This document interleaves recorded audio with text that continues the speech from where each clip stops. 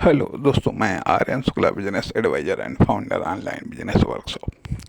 मित्रों, बिजनेस को समझने के लिए व किसी बिजनेस में प्रॉब्लम को समझने के लिए हमने सारे बिजनेस को या इंडस्ट्री को हमने 3 जनरेशन में विभाजित किया है। First generation, second generation, third generation.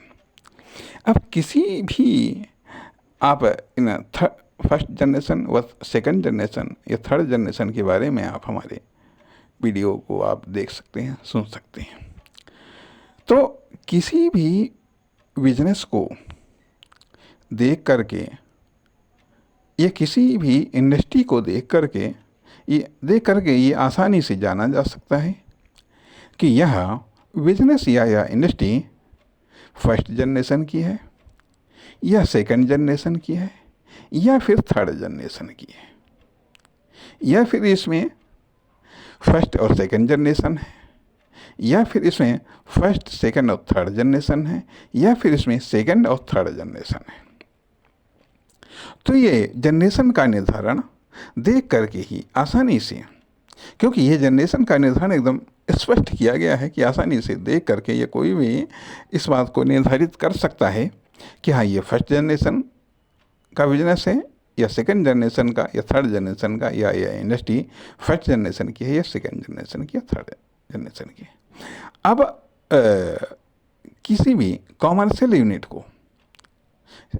को देख करके, मात्र देख करके किसी भी कॉमर्शियल यूनिट को, अर्थात किसी भी कॉमर्शियल एक्टिविटी को देख करके या किसी फर्म, दुकान, कंपनी को देख करके, किसी फर्म, दुकान, कंपनी को देख करके, चाहे वहाँ छोटे स्केल पर हो, छोटे लेवल पर हो, छोटे पैमाने पर हो या बहुत छोटे पैमाने पर हो, या फिर बड़े या बहुत बड़े पैमाने पर हो, उसको देख करके ही ये क्लियर किया जा सकता है, ये स्पष्ट किया जा सकता है कि ये प्रथम जनरेशन का है या द्वितीय जनरेशन का है या फिर तृतीय जनरेशन का है, या फिर तृतीय जनरेशन का है, या फिर इसमें फर्स्ट और सेकंड जनरेशन है, या फिर इसमें फर्स्ट, सेकंड और थर्ड जनरेशन तीनों हैं, या फिर इसमें सेकंड और थर्ड जनरेशन है, थर्ड जनरेशन है। अब जब ये चीज़ क्लियर हो जाती है, तो अब आती है कि प्रॉब्लम का आइडेंटिफिकेशन, कि प्रॉब्लम कहाँ पर है। प्रॉब्लम कहाँ पर है कि यदि मान लिया कोई बिजनेस या कोई इंडस्ट्री फर्स्ट जनरेशन की है, तो प्रॉब्लम फर्स्ट जनरेशन में ही होगा। सेकंड और थर्ड जनरेशन से हमको मतलब नहीं है, ठीक है। यदि मान लिया सेकंड जनरेशन का है, तो प्रॉब्लम सेकंड जनरेशन में है, फर्स्ट और थर्ड जनरेशन में नहीं है। यदि वह बिजनेस या इंडस्ट्री थर्ड जनरेशन का है, तो प्रॉब्लम थर्ड जनरेशन में है, फर्स्ट और सेकंड जनरेशन से नहीं मतलब है। यदि मान लिया वो बिजनेस या इंडस्ट्री फर्स्ट और सेकंड जनरेशन में है, तो फिर हमें ये देखना पड़ेगा कि प्रॉब्लम फर्स्ट जनरेशन में है या सेकंड जनरेशन में है। या यदि मान लिया वो बिजनेस या industry first, second, third generation में है, तो फिर तीनों जनरेशन चेक करनी पड़ेंगी। फर्स्ट जनरेशन में प्रॉब्लम है या सेकंड में है या फिर थर्ड जनरेशन में है। यदि सेकंड और थर्ड जनरेशन वाला बिजनेस या इंडस्ट्री है, तो फिर ये याद करना पड़ेगा कि प्रॉब्लम सेकंड जनरेशन में है या फिर थर्ड जनरेशन में है। इसी प्रकार से कोई कॉमर्शियल एक्टिविटी या फिर कोई फर्म, दुकान, कंपनी यदि फर्स्ट जनरेशन की है, तो प्रॉब्लम फर्स्ट जनरेशन में होगी, सेकंड और थर्ड जनरेशन से हमको नहीं मतलब है। यदि सेकंड जनरेशन का है, सेकंड जनरेशन की फर्म, दुकान, कंपनी या कोई कॉमर्शियल एक्टिविटी है, तो प्रॉब्लम सेकंड जनरेशन में है, फर्स्ट और थर्ड से मतलब नहीं है। यदि थर्ड जनरेशन का वो कॉमर्शियल एक्टिविटी या फर्म, दुकान, कंपनी है, तो प्रॉब्लम थर्ड जनरेशन में है, फर्स्ट और सेकंड से नहीं मतलब है। लेकिन यदि फर्स्ट और सेकंड दोनों जनरेशन वाला वो कॉमर्शियल एक्टिविटी फर्म दुकान कंपनी है, तो फिर ये देखना पड़ेगा कि प्रॉब्लम फर्स्ट जनरेशन में है या फिर सेकंड जनरेशन में है।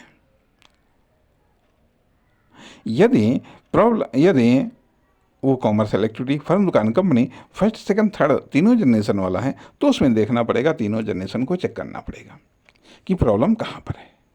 और यदि मान लिया सेकंड और थर्ड जनरेशन वाला वो कॉमर्शियल एक्टिविटी फर्म या दुकान कंपनी है, तो फिर सेकंड और थर्ड में देखना पड़ेगा कि प्रॉब्लम कहाँ पर है। कहने का अर्थ यह बनता है कि इससे, इस पार्टिकुलर मतलब या इस डिवाइडेशन से किसी हद तक एरिया, हमको सारा का सारा एरिया चेक नहीं करना है। प्रॉब्लम के लिए या फिर रिक्वायरमेंट के लिए हमें सारा का सारा एरिया नहीं चेक करना है।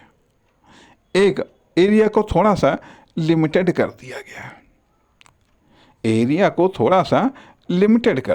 है, अर्थात ऐसा नहीं है, और न ही जहाँ एरिया को लिमिटेड कर दिया गया है वहीं ऑप्शन को भी लिमिटेड कर दिया गया है। अर्थात प्रॉब्लम की जो समाधान है वो भी प्रथम जनरेशन वाले समाधान होते हैं, सेकंड जनरेशन वाले समाधान होते हैं और थर्ड जनरेशन वाले समाधान होते हैं। अर्थात फर्स्ट जनरेशन के समाधान अलग हैं, फर्स्ट जनरेशन के लिए समाधान अलग हैं, सेकंड जनरेशन के लिए समाधान अलग हैं और थर्ड जनरेशन के लिए समाधान अलग है। तो इसलिए जब हमको ये बात ज्ञात हो जाती है कि फर्स्ट जनरेशन में है, तो स्वाभाविक बात है कि हमें फर्स्ट जनरेशन के समाधानों के ऑप्शन पर ही विचार करना है, न कि सेकंड या थर्ड जनरेशन के। तो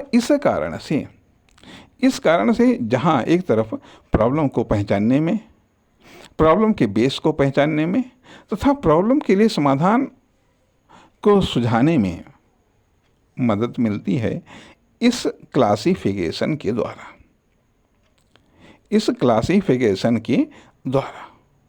नमस्कार, धन्यवाद।